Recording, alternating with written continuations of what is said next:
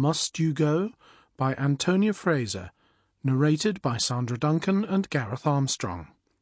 This work is copyrighted 2010 by Antonia Fraser. This recording is copyrighted 2010 by W.F. Howes Limited.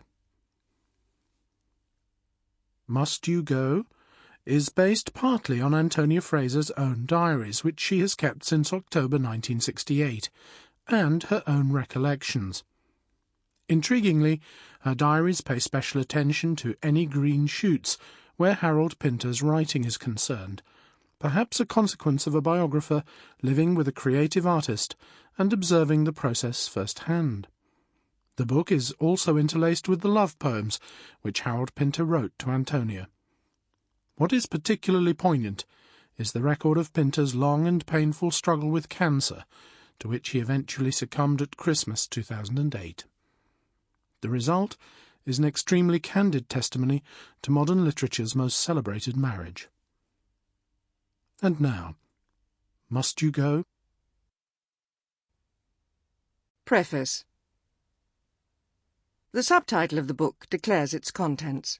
This is My Life with Harold Pinter, not my complete life, and certainly not his. In essence, it is a love story, and as with many love stories, the beginning and the end, the first light and the twilight, are dealt with more fully than the high noon in between, described more impressionistically. I have based it partly on my own diaries. These have been kept since October 1968, when I suffered from withdrawal symptoms after finishing my first historical biography, Mary Queen of Scots, the centre of my existence for so long. I have also used my own recollections, being careful to distinguish between the two immediate reactions — I always write my diary the next morning unless otherwise noted — and memories. On the whole, Harold did not read these diaries. Although he was free to do so, they were not kept secret. I have noted the rare occasions when he made a comment or scribbled something in it himself.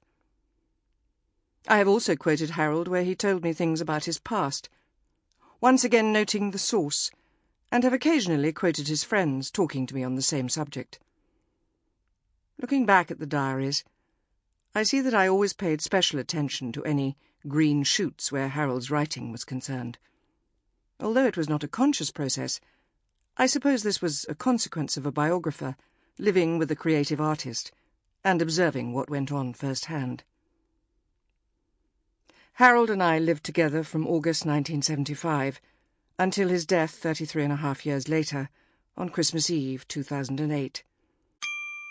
Sample complete. Ready to continue?